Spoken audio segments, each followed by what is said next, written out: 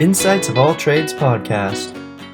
I've met some of the most, just the greatest men I will ever meet in the military.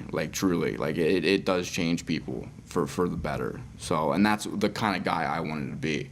So, that's it. Did you meet any of these people before you joined, or are these all people you met while you were in the military? I met a lot of buddies at boot camp that I got really close to, and it sucks because you do those 3 months there and you just get connected with all these dudes that you would take a bullet for, literally, and then you all go off after you graduate to separate places for your job school, and then you'll never there's so many of them I've never seen since graduation at boot camp, which was 10 months ago, so.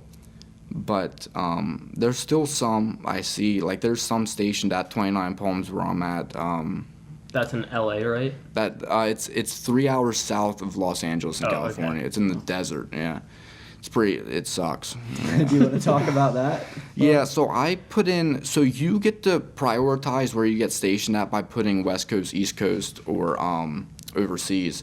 And I put West Coast in the hopes to get Hawaii or Camp Pendleton. I wanted one of those. I wanted Hawaii. Where's Hawaii. Camp Pendleton at? Camp Pendleton is right near L.A. It's Okay. right. It's really close to L.A. It's Close to the shore and stuff. Right, exactly. Yeah. It's a beautiful place to be stationed at. And I was like, well, I'm obviously going to get one of these awesome places. Come on. And then the time came when we were about to graduate our schooling, and I was in North Carolina for my schooling, and they said Cleck, and I stood up, and they were like, 29 Palms, California, and I didn't say a single word the rest of the day. Everyone was coming up to me in my class after class and just saying, I'm so sorry. They were apologizing to me. It's a little demoralizing to hear from your I best was so friend. upset. Now, don't get me wrong, it sucked at the time, but I've been there for 9 months, and I've met some good dudes, and I'm honestly happy I got stationed there now. And no kidding, the desert grows on you, no joke. And don't get me wrong, I came home and I saw grass for the first time in 9 months. Made my day. It made my day. It was great. So. What is your job out there? So I am a maintenance management specialist. It's a lot of paperwork. That I do. I work a lot with, the vehicles we used to invade Normandy Beach way back. Yeah. That's my unit. That's the vehicles that we work with.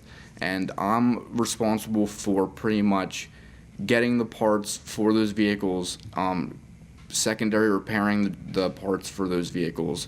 I deal with parts that are over $150,000. I have to take those up and get them repaired and get a new one and replacement for that.